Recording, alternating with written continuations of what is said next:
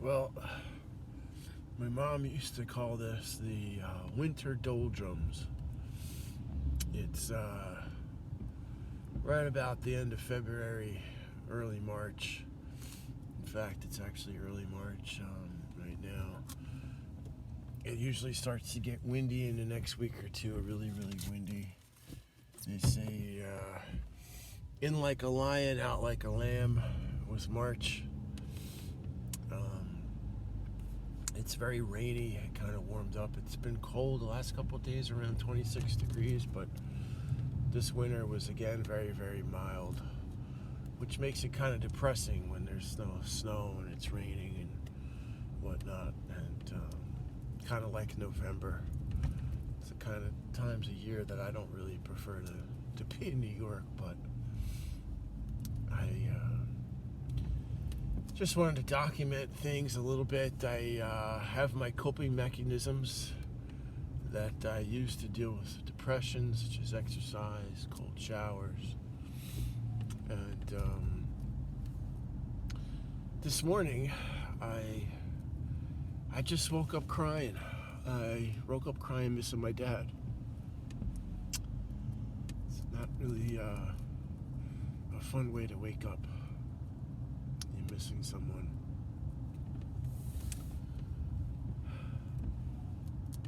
He was my friend, and just like you have like a dog that's like really loyal,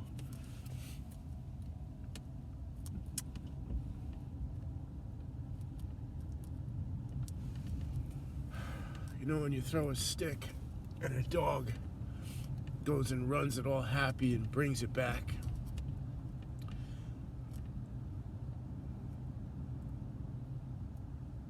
It's kind of how I felt with my dad. But I was the dog, and he'd throw the stick and I'd be happy to bring it back. It's like a metaphor for a lot of things. He planted a lot of seeds in my head and taught me so many things.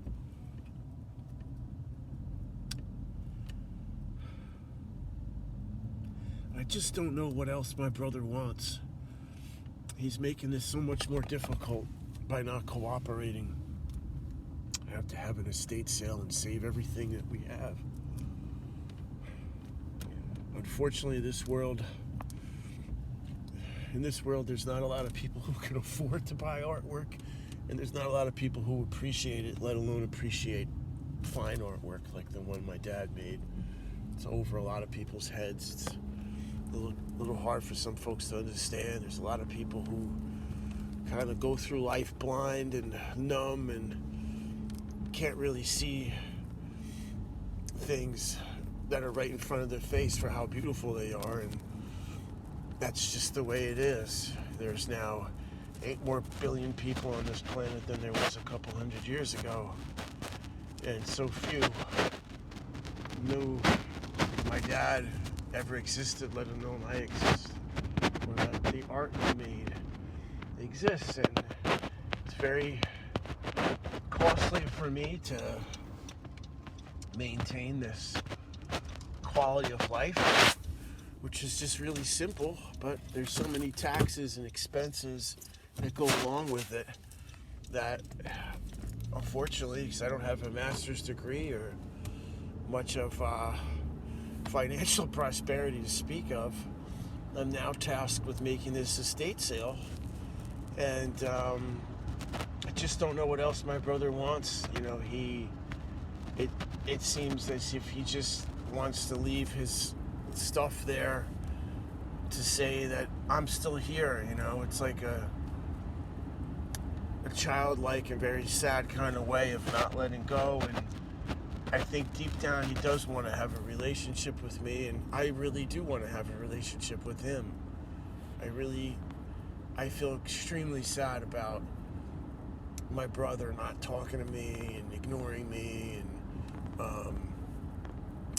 really making things so much more difficult than they had to be for so long. It's so incredibly sad when I thought about my dad crying and him seeing my brother and I fighting, and it just overwhelmed me this morning, and I felt so sad. Missing my dad, missing my brother, and the times we had when we were a family, happy and joking around. And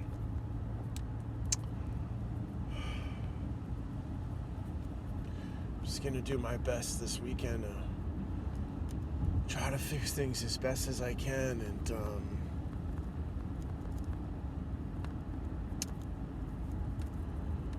I miss my dad terribly, and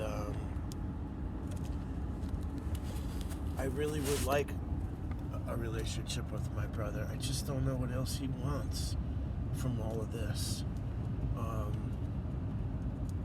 There's not much else to sell, and there's not much that has any value, and the art is what has the value, and it's extremely hard to sell it. It's gonna require a lot of marketing and a lot of work, and I just I feel a lot of love and a lot of empathy towards my brother, as did my father, and he remains angry, bitter, and distant, and non-cooperative, and it's making things more difficult for me. So, he knows that there's a lot of debt. He knows what went down, what happened with my dad. He knows that we love him, we want to help him, and he's resisted the obvious, the rational, and the love. He's resisted that, and I don't know. I wonder sometimes if he wakes up crying too, missing my dad. We both miss my mom, of course, but having spent so much time every day with someone, and then all of a sudden they're gone, and you watch them suffer, you watch them change, and I watched my dad fight and fight and fight till the pain was just unbearable. It's like his body's dissolving, and without being able to have an outlet, create a creative outlet, has been making it more painful for me to have the grieving process prolong itself, because I've been consumed with this court fees, with lawyers, with scrambling to make ends meet and working, and having this anxiety that nobody needs that after losing a parent and being a caregiver for so many years to someone, to have that threat that your house is going to be taken away from you. I mean, it's like, how dare you do that? How dare you do that to me? All these months and months of going in and out of the court, and I'm sitting here trying to put one piece of paper on top of another, say I paid that bill, okay, I paid this, okay, I made enough money to pay that, and all the while I'm struggling with my own mental health issues, my own physical pain, my own grieving and longing, and trying to just put the past behind me, and not say, oh, if things were like this or if things were like that, I would have had children by now, and a family and a career and a successful business. I that kind of negative self-talk is not helping me. But I know for a fact I'm dependent on CBD, cannabis for pain, and exercise. I'm addicted to both, and I have to say to myself, I have to do both in moderation. The exercise can be just as addictive as anything else. You can overdo it, and I have a real psychosomatic problem with running. I've been running hardcore since I was about 12, like in a professional way. I signed up for the cross country team, just signed up cross country running, and just started running on my own. And I used to see if I could run for days, to try to see if I could do those 150 mile, over 3 days kind of thing. And I used to push myself every day at 5:30, run 10 miles, and I just try to do it every day, and then I'd get injuries and have to stop. Because it's just beating your body up. Like biking, mountain biking and swimming is much better, but the running, it's like if I don't do it, I just start waking up crying. You know, and I said to myself, well, maybe then, you know, you gotta try to take a break. You know, most mornings I have to do the yoga. I take cold showers every day, but you know, it's like before the cold shower, those emotions are still there. You know, it's like I feel like, you know, there's only so much you can do where you kind of balance. You have to have this balance of like, you know, acknowledging the pain and not trying to wash it away or, you know, exercise it away or numb it away, and you accept it. I read that tears release toxins and that it's okay to cry. But it's really not okay to be depressed. Like if I cry and I get sad, my neuritis starts to get irritated. And I try not to think about things that draw my negative attention focus. You know, like too many things in the news remind me of all the stupidity here that I've encountered. You know, New York is a much more liberal place, but you can go in some pockets in New York and find people that you'd find down in Texas or Alabama. You know, you'd find Confederate flags in their house. You'd find swastikas flags in their house. And I'm not lying. I grew up around here. I grew up around people who carried guns on them, illegal guns, hillbillies, rednecks. I put myself in situations when I was younger that was pretty stupid, just because I was kind of adventurous, and I've seen a lot of bad shit and a lot of dumb shit, and unfortunately my brother and I got caught up in a system that there's over policing here. It's a business, and if you're not part of that clique, part of that club, you will get a ticket, you will get arrested in instances where most other people will just be let go. And I had to learn that lesson the hard way when my friends that I grew up with became police. They never got in trouble, they never got caught, and their parents were cops, and this is kind of like a little clique. It's almost the same if you're Italian and you're in the mafia family. You always had a business, you always had a job, you never had to struggle money, you always had a new car, and nobody's gonna fuck with you, your college is paid, and that's how families stick together. You know, birds of a feather flock together, and my brother and I, that's all we have. And my father was trying to instill that in us. He says, if you know you bond together, you'll have more power. You know, I sleep with one eye open, and I've been a Rolling Stone most of my life. I've had to kind of be like a loner, you know, and you know, tough it out in a lot of ways, and kind of fall down and pick myself up. And I tried to do things that rich people do with very little money in my pocket. I'd work hard and take a vacation and try to prolong it. And I miss doing that. I miss traveling around and selling my art. I want to try to make some more art and t-shirts and those pants, the dancing pants. They were a hit. And try to sell those at some music festivals this summer. I want to try to have a party at the house and host like an art opening, and it'd be great to have a DJ there. It'd be nice if my brother DJ'd it, you know. I love the kid, and you know, he's still like my baby brother to me. He's simple and not it's not that he wasn't bright. He's extremely smart. He just wasn't good at school. Like I was naturally good at school and academics, and because of his mental illness, he doesn't process information that you tell him right away. His wheels are spinning while you talk to him, so he's not really listening.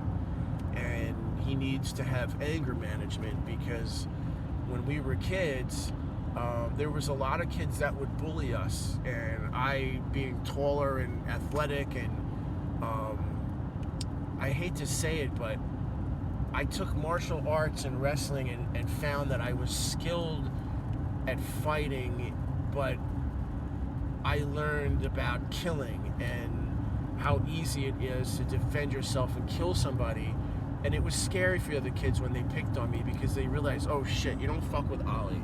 Don't fuck with Ollie. And my brother, you know, I would have to subdue him because I could not fight him. Because if I fight somebody, I'll probably end up hurting or killing them, and most likely go to jail. And that's what I saw as a young adolescent, and scared the shit out of me.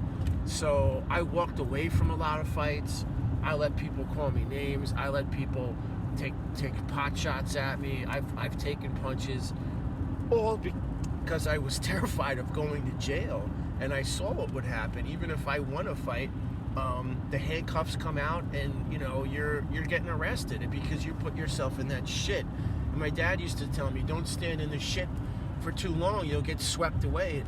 Don't stand in the gutter, you'll get swept with all the shit. And you know, be careful who you associate with, be careful who you hang out with. And he kept giving that warning to my brother, and he wouldn't listen, because my brother was in the music business, and there's all the fucking trash, you know, the basket of deplorables in the music business, especially, you know, not to sound fucking racist, because I'm not fucking racist, okay, but hip-hop and rap, you have some of the fucking the bottom of the fucking barrel in terms of people who have no manners, no respect, and no morals, and a lot of money, and they got famous, and a lot of them were selling drugs and rapping about selling drugs, having weapons on them, and committing murders and crimes. And these are the kind of people that my brother was aspiring to be just like, and to be famous, until he kind of realized that it's kind of not cool, and people kind of see through your bullshit. And what's really funny is, like, they said something like 90% of the people who listen to rap and hip-hop, who are consumers of that, are white kids from the suburbs.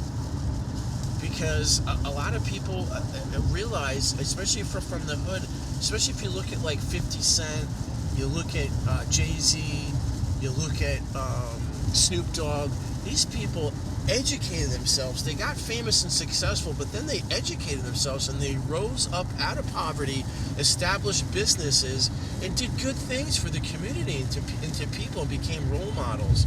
And when you listen to them speak, they're no longer putting on a persona of thuggishness, because it makes them sound uneducated and illiterate. And that's embarrassing when you become famous and successful, to be illiterate and uneducated. That being said, you have a lot of these very talented artists who, for one reason or another, didn't clean up their act and didn't wise up to it, and caught some gun charges. You look at Busta Rhymes, you look at Lil Wayne, you know, and being around that kind of environment where there's constantly gun violence, there's constantly a bravado of, look how many chains and cars I got, this materialist decadence, it comes with it a disgusting aspect of our society, which I can't quite stand. Now, don't get me wrong, I think Drake makes some nice music. Drake has a good kind of role model kind of mystique to him, and I've seen some of his music videos where he shows he's working his way up, you know, and climbing the corporate ladder, and, you know, good for him and all, but it's also a very, there's a very vulgar, materialistic decadence and shallowness that I find in that entire culture. And, you know, not for nothing, it's really sad, but when I was a kid, I had to make some really rough decisions. The marijuana laws really caused a big schism and division in our society, in our family. And just having marijuana as a teenager in my house was a threat to my parents' livelihood as teachers, and they could come and try to take away my parents' house and accuse me of marijuana dealing and accuse me, like they did some of our neighbors, of selling weed to pay their mortgage and take their house. I mean, these are how the marijuana laws were back then. These are how the drug laws still are. And for my parents to have a kid smoking pot in their house was, with the cops coming in the house, was like a nightmare. And I don't think my brother has ever moved past this kind of thing where, oh, marijuana is bad, woo woo, cops coming. You know, it's like he was traumatized, I think, from that experience. And you know, people who are medical cannabis patients are stigmatized as being junkies and drug addicts, which couldn't be further from the truth, you know. And, you know, having had a grandfather who had 4 PhDs, who was a chemist, a scientist, a PhD in pharmacology, philosophy, medicine, and chemistry, I knew all about drugs at a young age, and knew better than becoming addicted to drugs, and lost a lot of friends who took drugs, and so did my parents, and my mother and father raised us, you know, very good, you know, and I just feel devastated that my brother is not seeing the value for what it's worth, and you know, digging himself deeper in a hole with telling lies about me, and you know, trying to manipulate the court system. But I woke up crying. It's raining outside, and I woke up missing my dad, and you know, my dad just wanted so much for my brother and I to get along, and we tried, and you know, I just feel like this would be a good time for us to bond over that estate sale, you know, and I'd love to offer my brother a place on the property to put his stuff, a place on the property to have as his own, and he would need to participate financially, of course, for that, but you know, I just I guess, you know, every day is an holiday, and not every day can be sunshine and rainbows. Sometimes you wake up depressed, and it's okay, you know.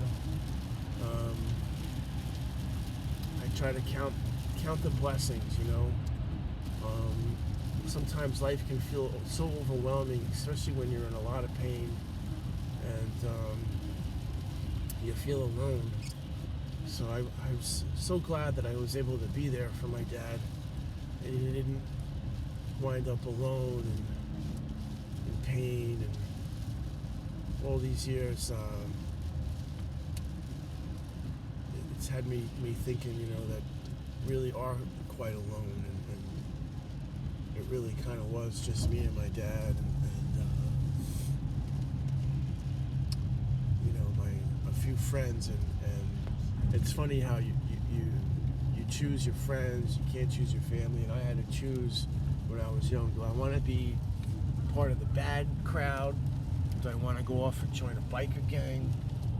And they kind of scared me straight, because I didn't quite like the taste in my mouth that jail left me. You know, like the feeling of those handcuffs and shit, and it seems like that was a regular part of their lifestyle. And I found the hippies, I found the Grateful Dead family to be like the only place where I felt accepted as well, and loved, and there was like an art aspect and a music aspect that I loved. And I was just talking to somebody the other day about, you know, how America, how they're, you know, they were saying that there's really no community feeling here in America. There's cliques, there's cults, and there's tribes, you know, and you know, sadly, without much of a biological family,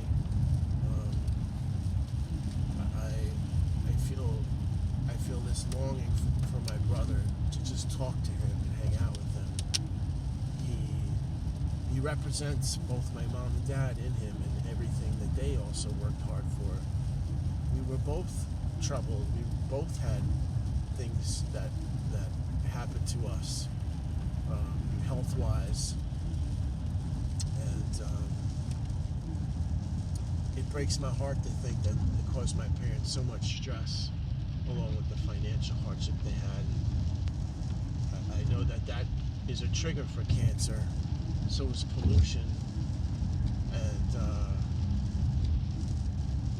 I just can't see any rhyme or reason as to why my parents are not here, and why some people live to be 100, others don't, But I'm still here, and my brother's still here, and the art is still here. And you, the viewer, you're still here. I hope you enjoy listening to me talking. This is just kind of what's going on in my life. I hope your life is going the way you want it to, and that you feel in control of it. And don't ever feel too overwhelmed and alone. I've lost a lot of friends to suicide when I think about it. And I hope my video helps people to talk about their feelings and prevents another suicide from happening. Because look at me, I'm usually a pretty happy person, and I'm feeling pretty depressed and sad. So I'm about to change that.